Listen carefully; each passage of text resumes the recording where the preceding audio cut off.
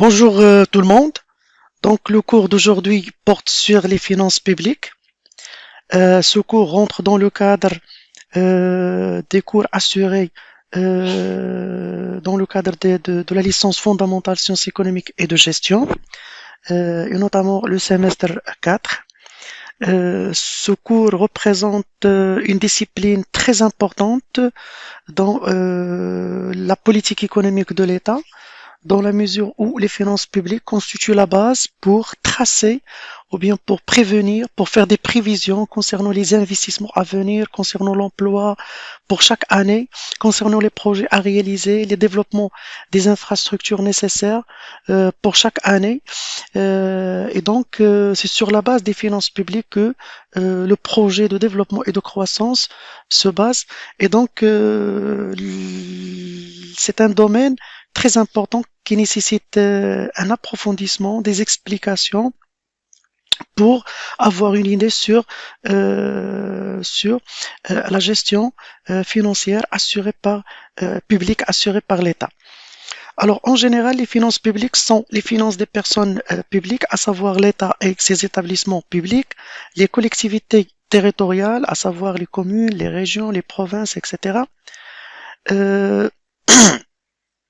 les finances publiques, on peut les définir sur deux points de vue, de point de vue de point de vue économique et de point de vue juridique. Donc, de point de vue économique, les finances publiques recouvrent les opérations financières des personnes publiques, que ce sont les opérations de recettes et de dépenses, mais aussi les opérations de trésorerie, à savoir l'emprunt et la gestion de la dette.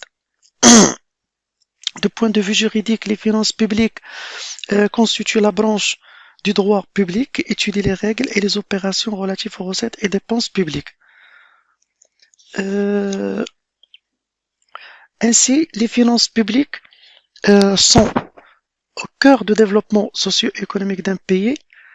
Pourquoi? Parce que tout simplement, sur la base des finances publiques, les acteurs publics, ils peuvent assurer, garantir une croissance stable et régulière, une répartition égalitaire des ressources, le développement de certains secteurs, c'est-à-dire on peut cibler certains secteurs pour les développer, par exemple au Maroc le secteur agricole.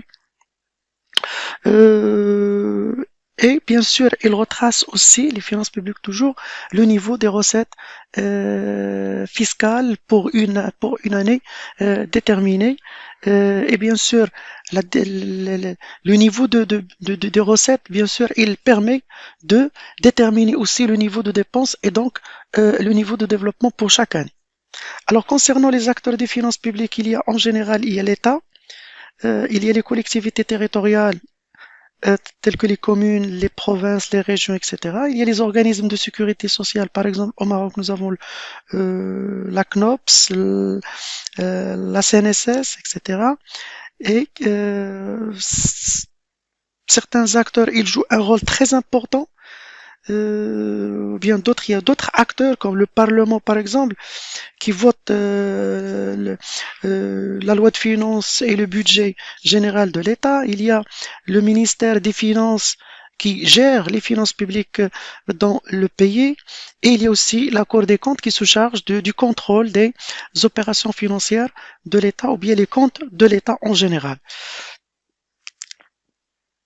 Alors concernant les règles juridiques qui régissent les finances publiques, il y a la Constitution.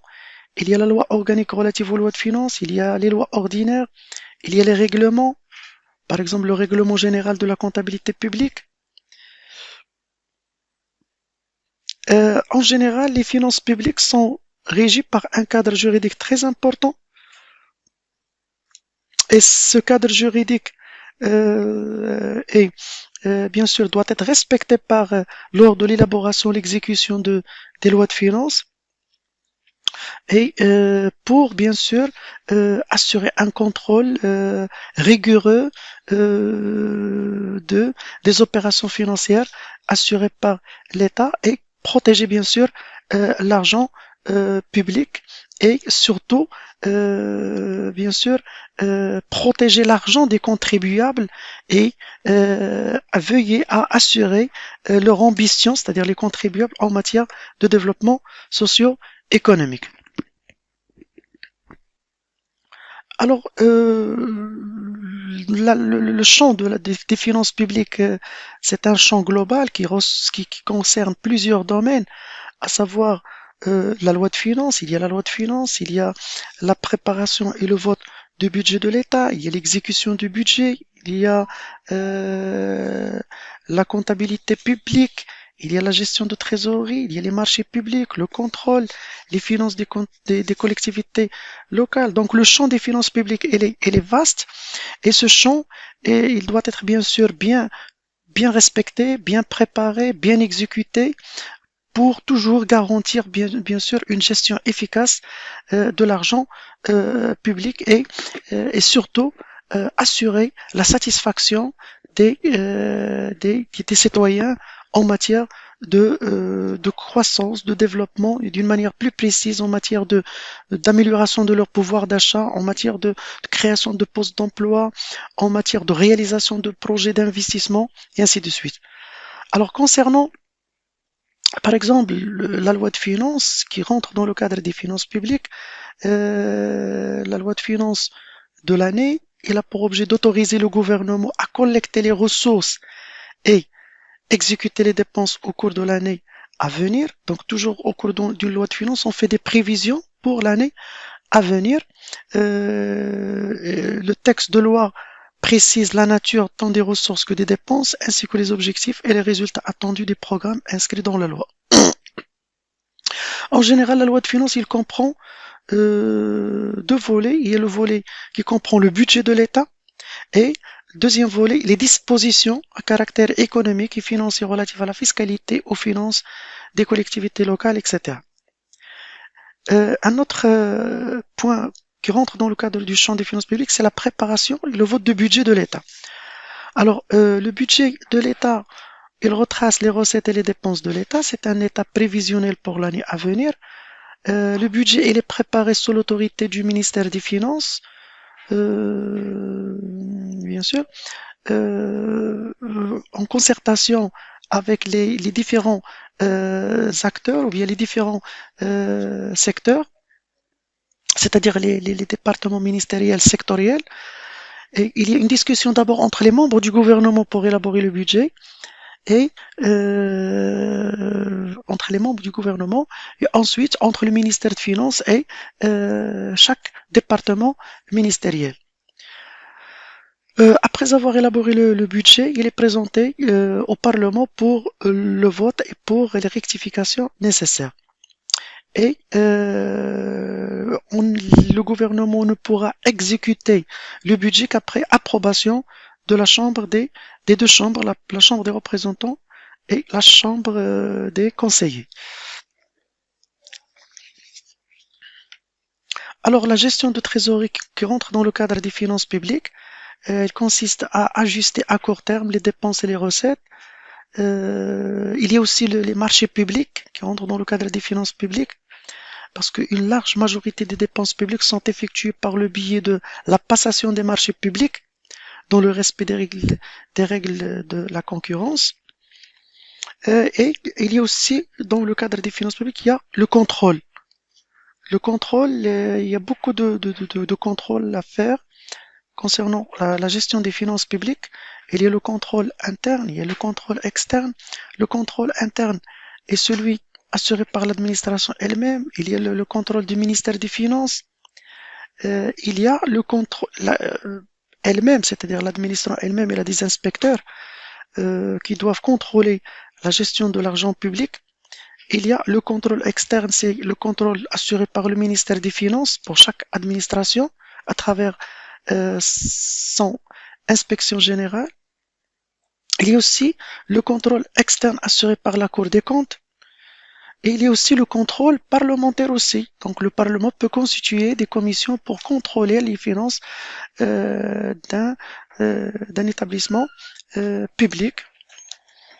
Les finances publiques englobent aussi les finances des collectivités locales. Ces dernières participent aux finances publiques de l'État par les transferts qu'ils en reçoivent. Normalement, les collectivités locales ils disposent de leurs propres finances publiques locales par leurs recettes propres et les dépenses de celles-ci et leurs dépenses propres. Euh, alors, quel est le rôle des finances publiques dans l'économie? Donc, les finances publiques jouent un rôle très important dans l'économie. Donc, il peut stimuler l'emploi, il peut stimuler la croissance, l'investissement, la consommation, les exportations, les importations.